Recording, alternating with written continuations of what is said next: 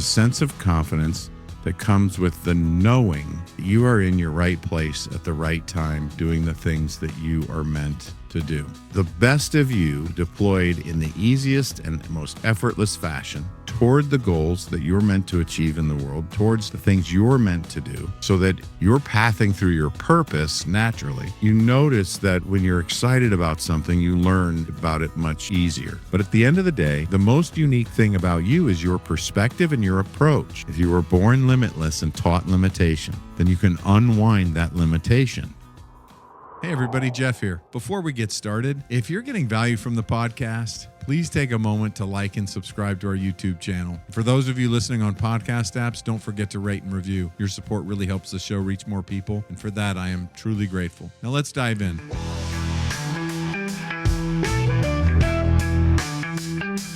Welcome to The Point with Jeff Spikes. Hello and welcome to The Point. What an exciting day it is to discover what's innately wonderful and amazing about you. You look in the mirror, what do you see? The conversations about quantum strengths and really listening to and paying attention to what you want to hear and think about more and talk about more has brought up some pretty cool ideas. One of the things that's come up most in conversation, it's not necessarily the question that you've asked the most, but it's where most of the conversations have ended up after talking about this show, talking to you about what you want to hear, what you want to talk about, and what kind of guests you want to have, and what should this evolve into that you will most appreciate. And it continually comes to unlocking the codes and the keys and whatever it is that you consider it to be for who is that greatest part? What is that greatest part? And how is that greatest part of you? The topic for today's show is wrapped around discussing this idea of importance. The biggest thing that's come up is this question: what's it really all about? There's been some consideration that maybe it's all hoopla, this idea of changing how we think, of really increasing our mental capacity. And is that really possible? What does it look like to increase our mental capacity? Why is it so important today over any other time? Is it any more important than at any other time? If you want to have a cultural or a societal conversation, certainly that's a place to go. But really what makes it the most important time to change and what you think and what you really focus on and how you choose to think is up to your sense of urgency of getting the results you want in your life. Today, there are some outside pressures that make it more enticing to talk about because of all of the technology advancements, thoughts, fears, apprehensions, and beliefs around artificial intelligence, technology taking over the world, or all of the jobs it will replace, or everything else that's happening with AI. I want you to consider imagining, just sit for a minute and imagine what it looks like for you in your current mindset. Think about AI and everything you know it to be. If you're excited about it, if you're testing it, trying to figure out how it could make your life better, and think about your basic mentality of thinking. Think about the choices of things you focus on. One way to consider this is to put it into a time frame based on your history. Depending on your age, you've had different experiences from different eras. If you just want to break it down into generations, you could say, as a boomer, you're thinking in the 50s or 60s. If you're a Gen Xer, you're thinking in the late 60s, 70s. You get to frame that however you choose. But let's take this concept of thinking about your strengths in the total quantum field. The best of you deployed in the easiest and most effortless fashion toward the goals that you're meant to achieve in the world, towards the things you're meant to do, so that you're pathing through your purpose naturally. That's the quantum strengths consideration. How do your strengths apply to this quantum idea and all the new thoughts? Well, it's time to really shift and change and upgrade the way we're thinking. One of my coaches over the years is William Lamb with Upgrade, UPGRD. Check it out. The mission of Upgrade is to upgrade all of humanity. That's a wonderful notion and idea, and it's going to take a huge effort and energy. Let's just step back and make that personal to you quickly. How does that work for what you're doing here with quantum strengths and considering your best foot forward?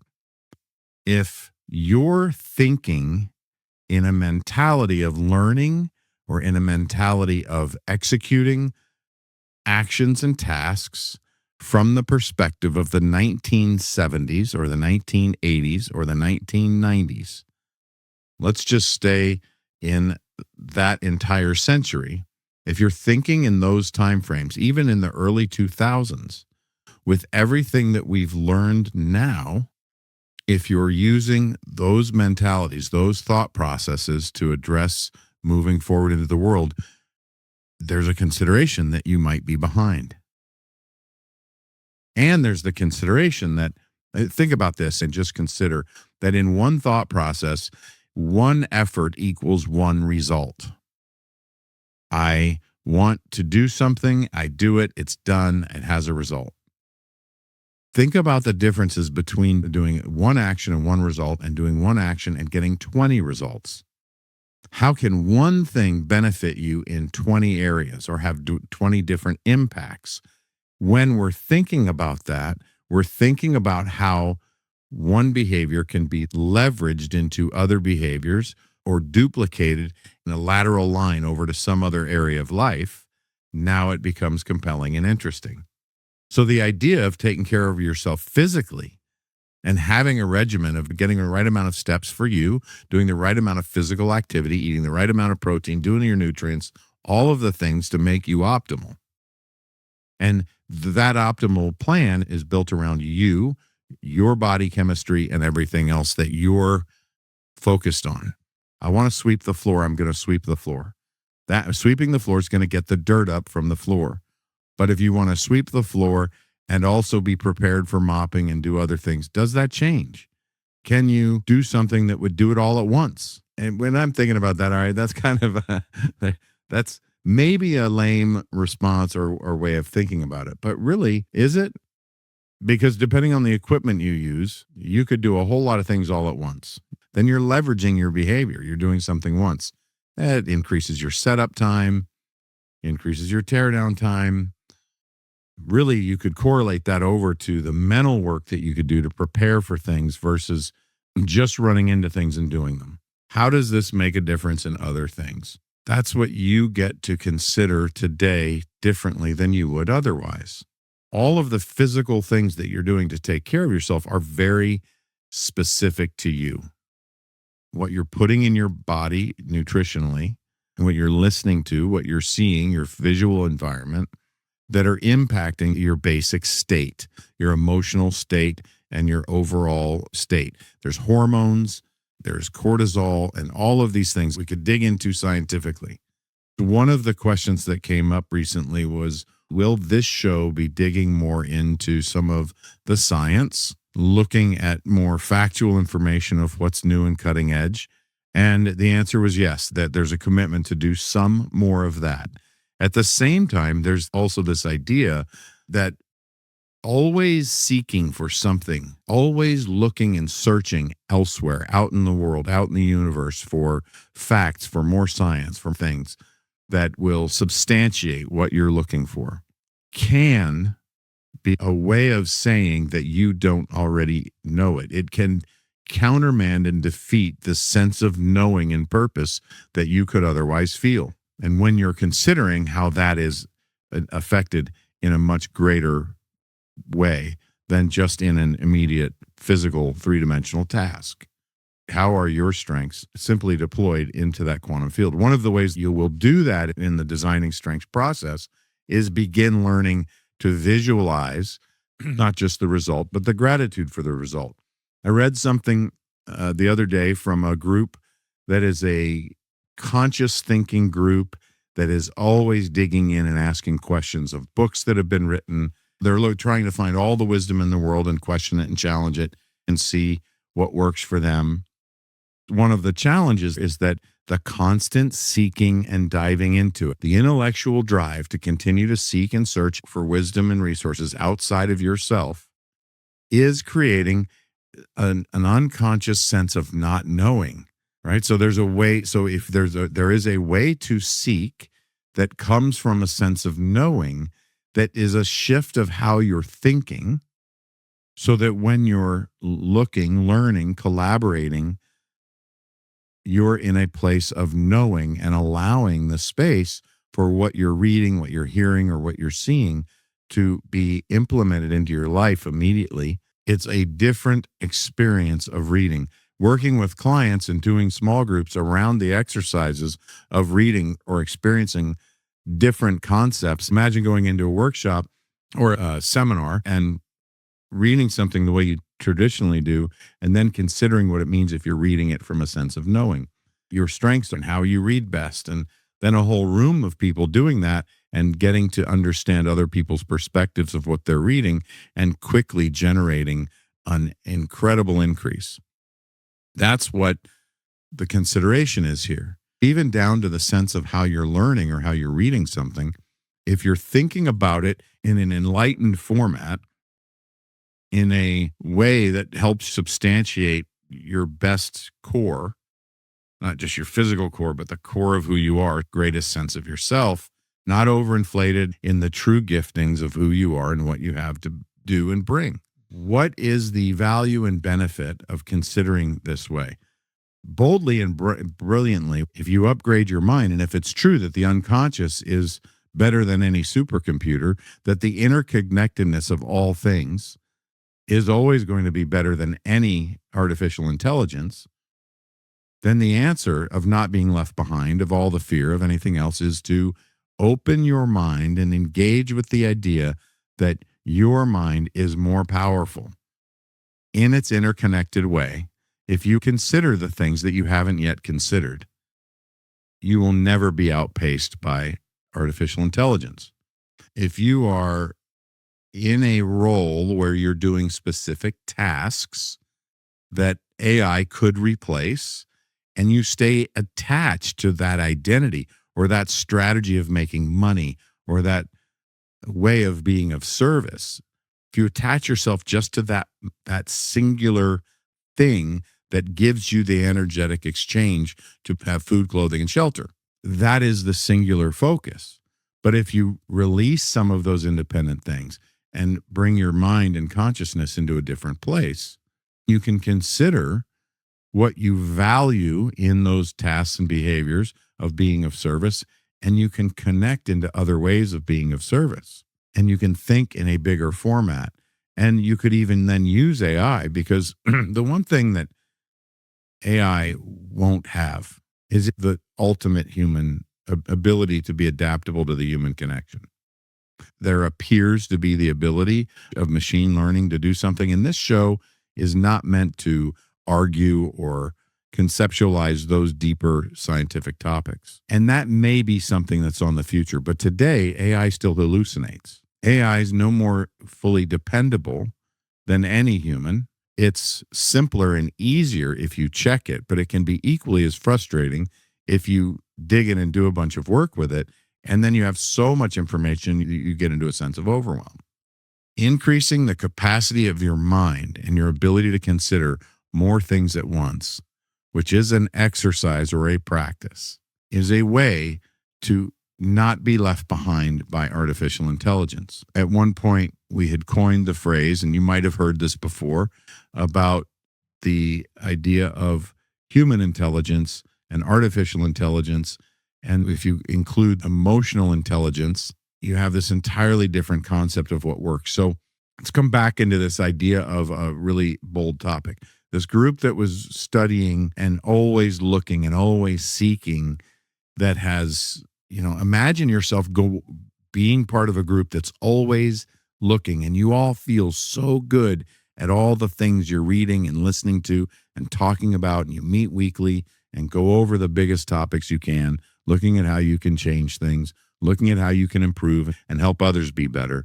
And this entire process of seeking becomes a practice of not knowing. The intention of beginning to learn all these things and read all these books, it's this idea of wanting to know, wanting to learn. But an overexhausted practice of seeking becomes a practice of not knowing. It's automated in our minds and in our beings that we end up knowing that we don't know because we're always seeking. So that could be repeated so many different ways.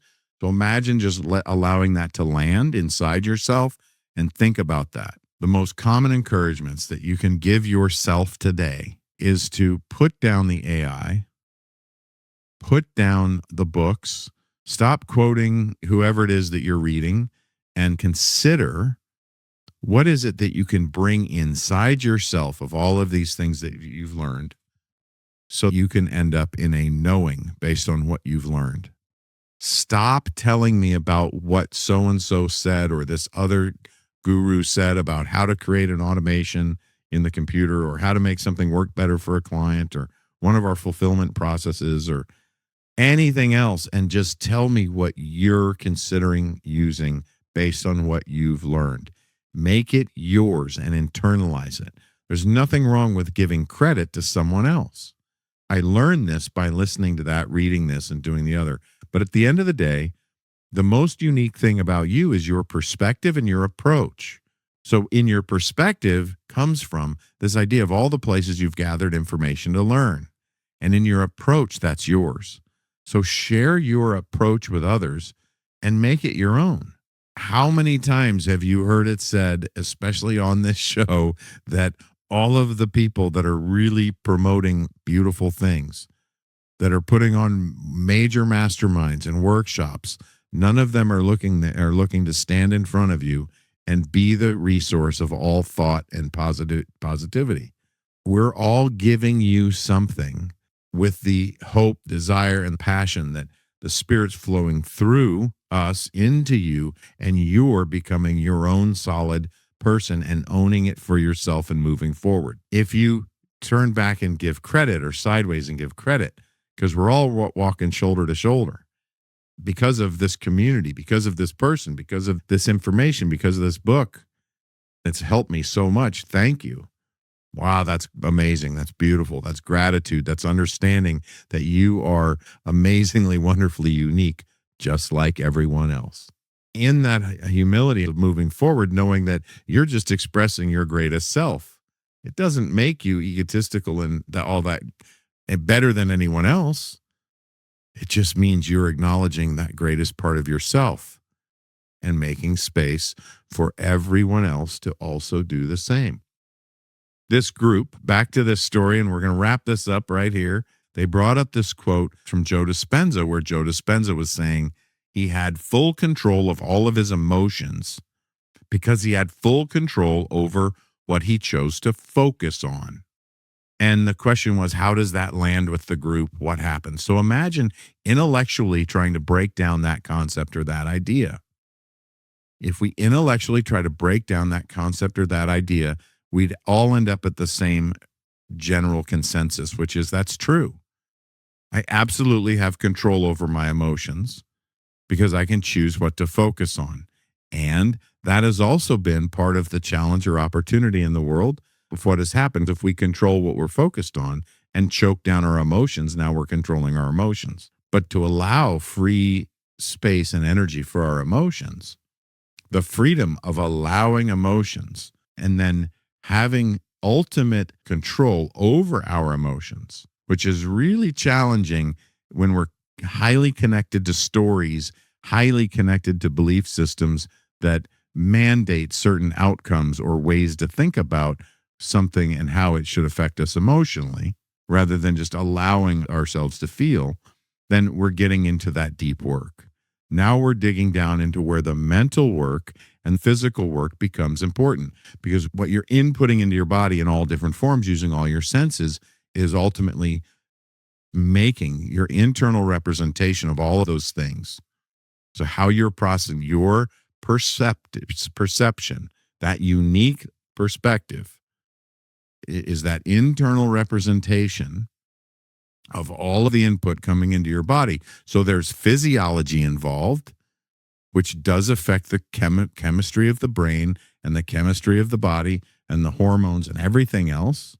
And then the physical side of the body and the emotional side of the body. And at the end of the day, what we choose to focus on is what grows.